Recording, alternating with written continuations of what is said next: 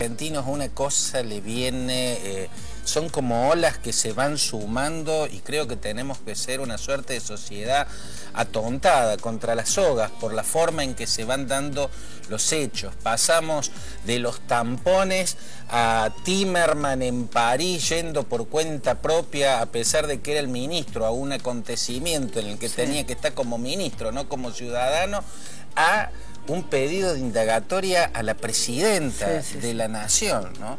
Y viviendo en un país donde es tan fácil desconfiar de todo. Entonces, primero recordemos de qué se trata. El protagonista principal es otro estado, la República Islámica de Irán, un estado que desde el año 1979 se constituyó en una teocracia, hasta entonces fue una monarquía. El Shah Reza Pahlavi era su monarca y cayó en la revolución que encabezó Khomeini, un líder religioso. Desde entonces fue un estado con una parte democrática y una parte autoritaria. El máximo líder es el líder religioso, el ayatollah, primero Khomeini y después Ali Khamenei, el que es actualmente. Pero el presidente y el Majlis, que es el parlamento, se vota, ¿no? Ahora, el presidente y el Majlis, elegidos por el pueblo, tienen límites en su accionar. Lo que no le guste al ayatollah, o sea, la máxima autoridad, que es religiosa, se veta y no pueden ir más allá. Dentro de esa estructura hay poderes que dependen directamente de la autoridad religiosa, no de la autoridad política votada por el pueblo. O sea, no responden al Majlis, que es el parlamento, y no responden al presidente, que es elegido por el pueblo, sino directamente a la ayatollah. Entre ellos, los guardianes de la revolución, que es una estructura militar poderosísima, que está incluso por sobre el ejército de Irán. Esa estructura, los guardianes de la revolución, mantienen contactos desde una de sus sectores, que se llama las brigadas Al-Quds, mantienen contactos directos, por ejemplo, con estructuras militares como el Hezbollah, el partido milicia de los chiitas del Líbano. Y el Hezbollah ha actuado como brazo ejecutor de designios de los ayatolás, brazo ejecutor de ataques en distintos rincones del planeta.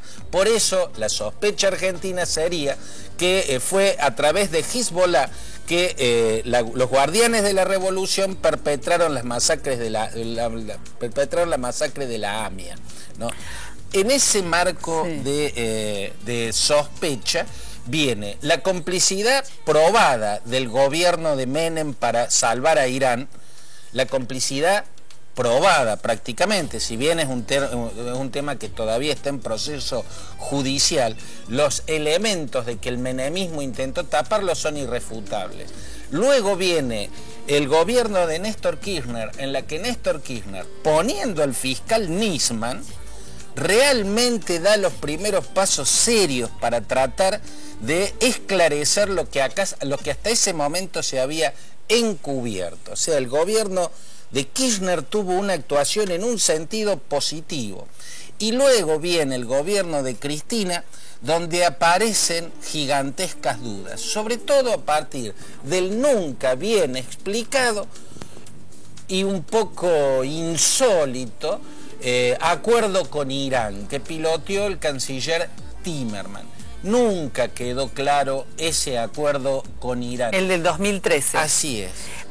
¿Podría haber justificación de lazos o necesidades comerciales de Argentina hacia Irán para otorgar esta pseudo impunidad, entre comillas? Tendría lógica, porque un gobierno tiene todo el derecho, incluso a reorientar la política exterior. Desde la masacre de la AMIA, la política exterior argentina pasaba sí y solo sí por culpar a Irán y por intentar que Irán se siente en el banquillo de los acusados.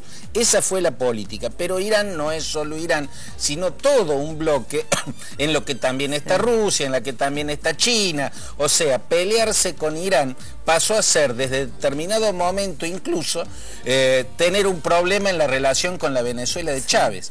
Chávez fue un poco el representante de Irán en la región, y a través de Chávez fue que Argentina e Irán negociaron ese insólito acuerdo que después quedó en la nada y que tiene más sombras que luces, es más lo que no se entiende que lo que se entiende. ¿Podría tratarse de la necesidad de tener petróleo en la época de la crisis energética y ya sin Chávez de por medio, de haber forzado un acuerdo, esta impunidad? Por supuesto, Fabián, o sea, por un lado está, esa es la lógica de la denuncia, o sea, acá no se puede descartar que la denuncia no sea parte de una ofensiva política desde lo judicial contra el gobierno de Cristina Kirchner. No se puede descartar nada, pero que hay una lógica. O sea, un gobierno puede reorientar su política por la relación con Chávez y por la necesidad de acceder a petróleo en una crisis petrolera muy grave, una crisis energética que tenía la Argentina. La cuestión es, si el precio de ese acercamiento a Irán era la impunidad en el tema de la AMIA, lo que plantea el fiscal Nisman es que lo que pidió Irán, dice, bueno, para que nosotros negociemos lo que ustedes quieren, que es petróleo nuestro a cambio de que ustedes nos vendan materias primas de alimentos, para que hagamos ese acuerdo, ustedes tienen que enterrar esta acusación, y para enterrar esa acusación se lucubró lo de la Comisión de la Verdad. Tremendo. Que después quedó en la nada allá, y el quedar en la nada allá pudo ser por una cuestión política, porque no era todo lo mismo. Sí. Dentro de la revolución islámica hay muchas líneas.